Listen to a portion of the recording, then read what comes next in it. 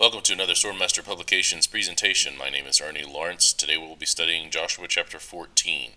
In this chapter we've got two parts to it. The first little part is kind of a summation part, really goes back with chapter 13 a little bit. Remember, the chapters and the verses were brought in a lot later just for ease of reference.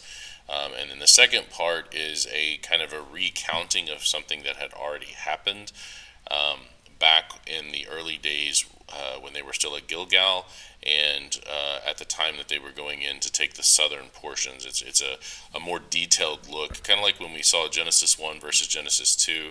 Genesis 1 is an overall look at creation. Genesis 2 is more specific about day 6. We've had kind of the overall campaign or the conquest, but we're going to have a little more detailed look at specifically the taking of this one mountain, this one city, for Caleb. Remember, Caleb was one of the two faithful spies that went in, the other one being Joshua. And so we're going to get a more detailed account of what his inheritance was and some of the details surrounding the taking of that. So let's get started. It's a short chapter. It won't take us long to get through it. Joshua chapter 14 and verse 1. And these are the countries which the children of Israel inherited in the land of Canaan, which Eleazar the priest, and Joshua the son of Nun, and the heads of the fathers of the tribes of the children of Israel distributed for inheritance to them. So Eleazar is the son of Aaron. We've talked with this guy all through the book of Numbers. He was the high priest during this time. He's a good guy. He's very faithful to God. He's right there along with Joshua in this kind of king and high priest duality that we have between these two men that we also had with Moses and Aaron. And Eleazar is there right alongside Joshua the whole time, having the Levites doing the portion of the fighting that was the Levites' requirement. That is with the Ark of the Covenant, that is with the sanctifying of the soldiers, all of the things that we saw happen, such as in the book of Numbers when they went in and they took out Balaam and the northern Midianites. Eleazar was right there. So it's very important that he's here, even though he's getting pretty old, and so is Joshua. All right, and they are distributing the inheritance of the tribes.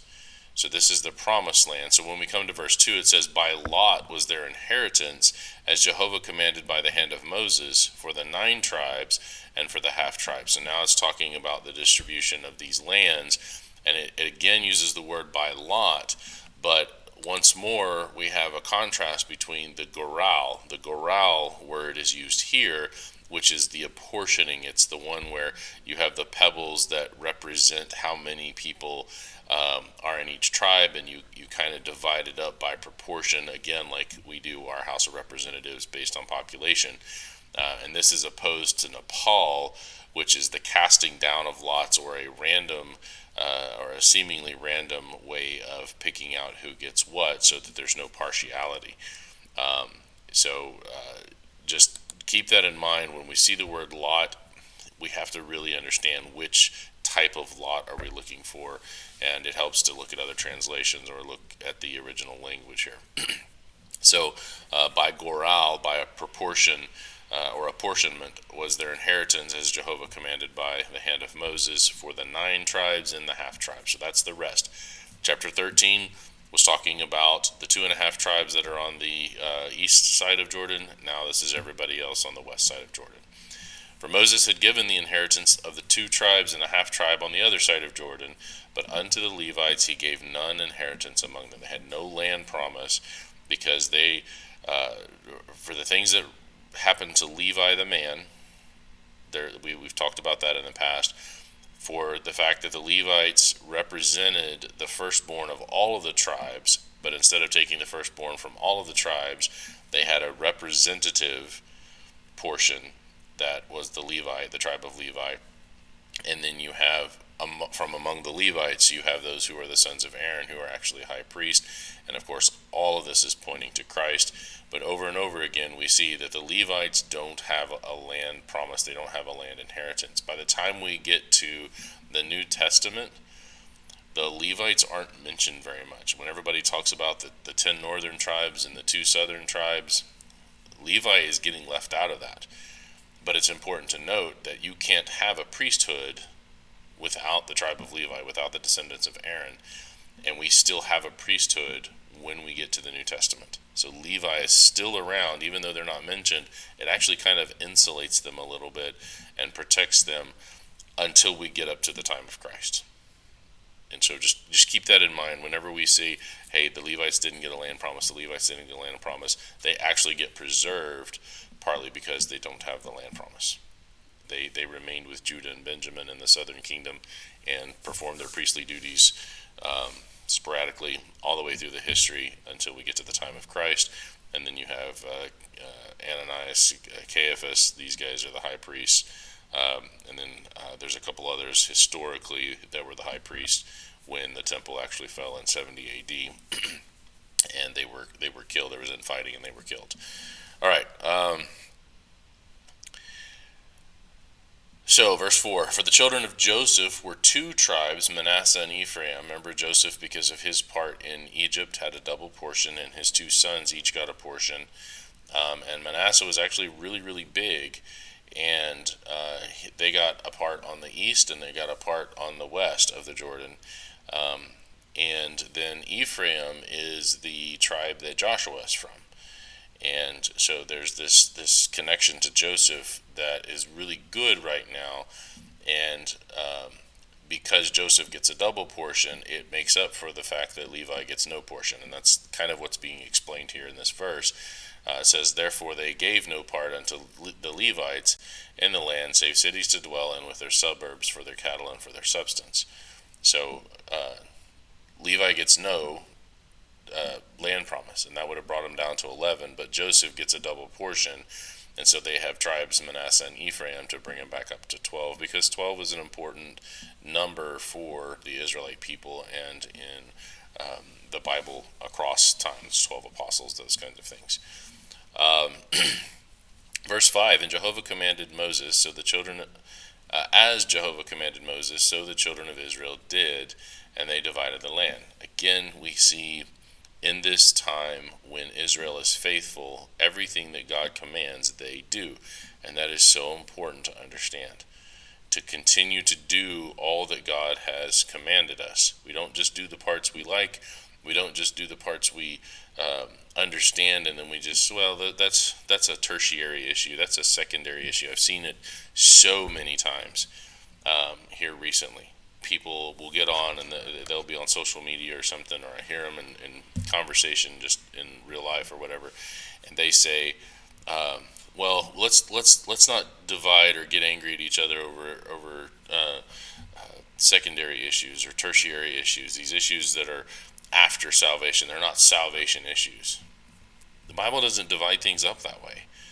The Bible, the only distinction that's made is you have the commandments of God, and then you have matters of opinion. And the matters of opinion are things like, is it okay to eat and drink stuff that was offered to idols? The Bible is very clear about identifying those things that are matters of opinion. But the things that God commands, those don't get relegated to secondary and tertiary issues. There's milk and there's meat. There's mature things that we need to grow into and learn, but that doesn't make them less important. And so when we see that the Israelites were in their time of faithfulness doing all that God had commanded them to do, we as the new Israel, the spiritual Israel, should be doing the same thing under the law of Christ. We should be doing all as the Lord commands us.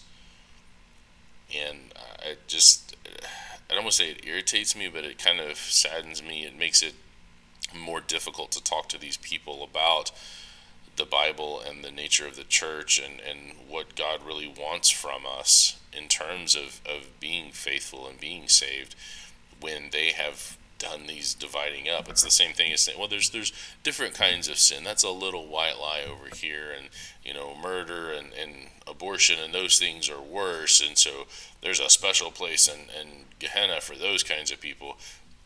No, we don't divide up what God has not divided up. And so it's important for us to do all that the Lord has commanded us to do in the New Testament.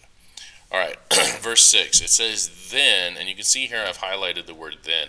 That word's not actually in the original text. It's just a statement of transition of thought here. It doesn't mean that after they've divided up all the land, now we're going to do this chronologically. This is actually going to go back in time and deal with the specifics of a particular part of the conquest. And so the children of Judah came to Joshua. Remember, Caleb is the spy that represented Judah in Numbers 13 and 14. So the children of Judah come into Joshua in Gilgal. So they're still there in Gilgal. This is the early part of the campaign before they've gone into the south. And Caleb the son of Jephunneh, I love that, the Kenizzite said unto him, You know the things that Jehovah said unto Moses, the man of God, concerning me and thee in Kadesh Barnea. So Caleb's reminding Joshua, hey, you remember what God said? You and I, we did the right thing. We were faithful. And do you remember what God said about my inheritance? 40 years old was I when Moses, the servant of Jehovah, sent me from Kadesh Barnea to spy out the land, and it brought him word again as it was in my heart. And if you remember at that time, Caleb is the one that actually steps up and voices and takes the lead. He's the one that jumps out there and says, no, we can do this. We got this. God's on our side. And so it is right and just for Caleb to come in to Joshua and remind him of God's blessing to him for that faithfulness. And so he says, Nevertheless, my brethren that went up with me made the heart of the people melt, but I wholly followed Jehovah my God. And Moses sware on that day, saying, Surely the land whereon your feet have trodden shall be your inheritance, and your children's forever, because you have wholly followed Jehovah my God.